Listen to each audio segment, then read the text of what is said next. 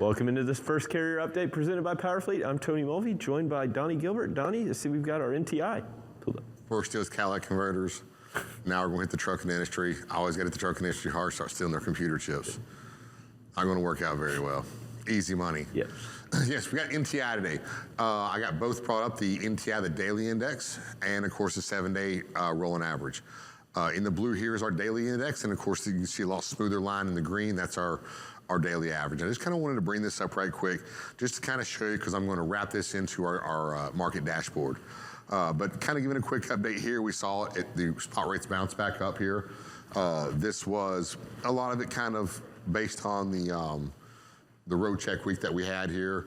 We saw it bring back up. We see it starting to curve back down a little bit, but as we get into here the end of the month, hopefully we'll see this bounce right back up and hopefully kind of hold steady through the 1st of June. But we see how the daily index is up and down, up and down, up and down. That's because it is the raw data at a daily basis.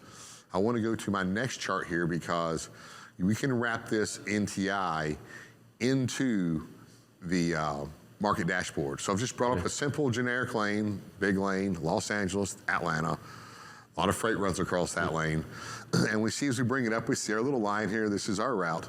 And we see our current 248 a mile. And we see here in green, this is our rate for that lane.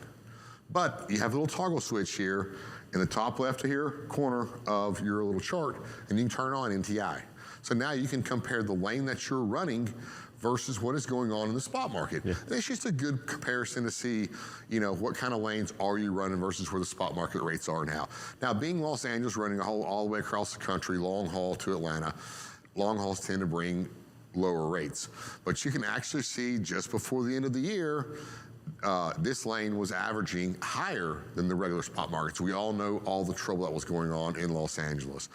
But kind of dropping back down here, you see where it drops down below the national average for spot rates at 248, where we're at 295 yesterday.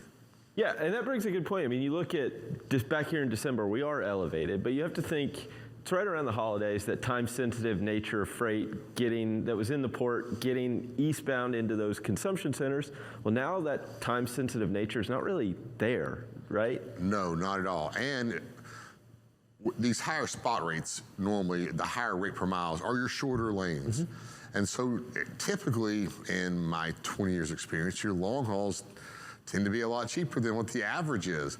But this is something that we saw different during COVID, and that was because of the issues in Los Angeles. But yes, there was a lot of time-sensitive freight that backed up, and it pushed rates, here, you get a $1.80, $2 a mile out of Los Angeles, you were doing very good crossing the entire country. Now we were hitting rates, nearly $3.50 a mile. Yeah. And that was just stupid crazy. But supply and demand. Yep. We'll pop over and look at one more right quick just for the fun. Atlanta to Louisville. Now this one is a little bit kind of the opposite. You see where it was trending under the national average here near the end of the year. And it's a shorter run, 426 miles here. And then here lately, it's actually climbed back above. So this is a lane that's over $3 a mile right now versus our other rate at $1.95. Perfect. Thank you, Donnie, so much for this update. We'll be sure to check in with you later in the hour, but right now we'll toss it over to Sydney Edwards, who has our first look at headlines.